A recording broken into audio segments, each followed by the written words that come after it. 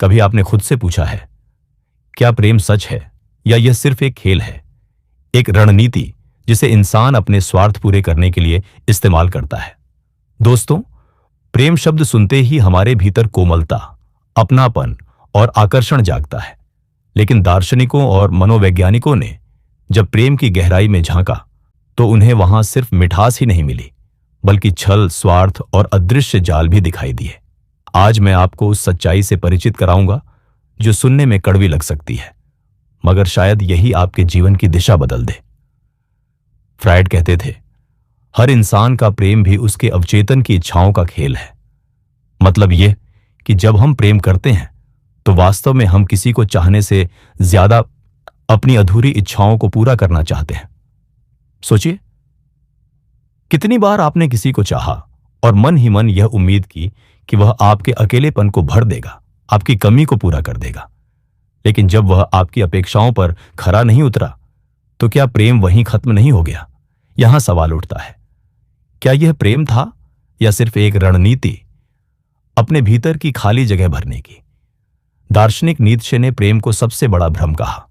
उन्होंने लिखा, प्रेम वह साधन है जिसके द्वारा स्त्री पुरुष को अपने इरादों के अधीन करती है। यहां नीत्शे कोई स्त्री विरोधी बात नहीं कर रहे थे, बल्कि एक गहरी सच्चाई सामने रख रहे थे। उन्होंने कहा, प्रेम के नाम पर पुरुष अक्सर अपनी शक्ति, अपनी स्वतंत्रता और अपना आत्मसम्मान खो देता है। वह सोचता है कि यह त्याग है, मगर वास्तव में यह उसकी हार होती है। क्या आपने कभी गौर किया है, कितने ही लोग रिश्तों में अपनी पहचान खो बैठते हैं?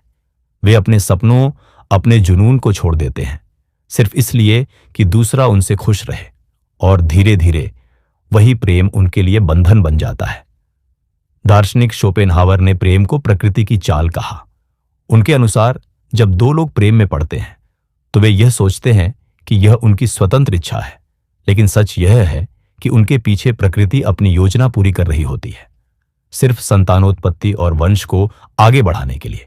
सोचिए, यदि प्रेम केवल प्रकृति का जैविक खेल है तो फिर हमारी भावनाएं, हमारे त्याग, हमारा समर्पण, क्या यह सब सिर्फ एक भ्रम है जो हमें सच मानना पड़ता है ताकि हम उस खेल में भाग लेते रहें?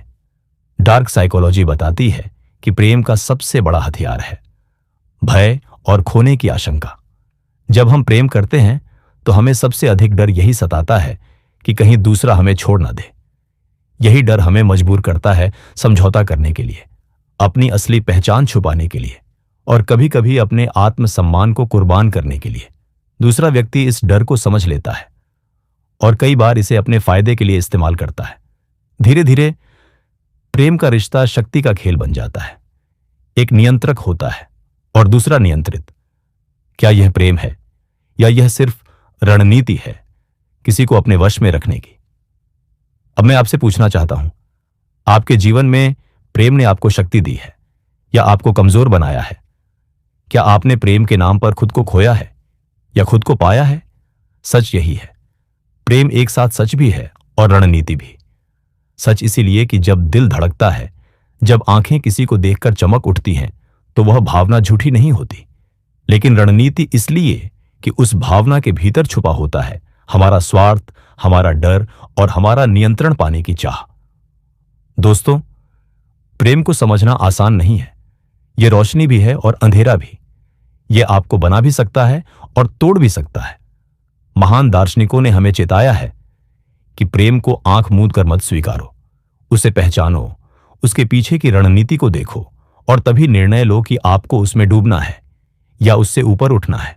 याद रखिए, सच्चा प्रेम वह है जो आपको स्वतंत्र करे, न कि बांध दे, जो आपको आपकी पहचान से दूर न ले जाए, बल्कि आपको और गहराई से आपसे मिलवा दे।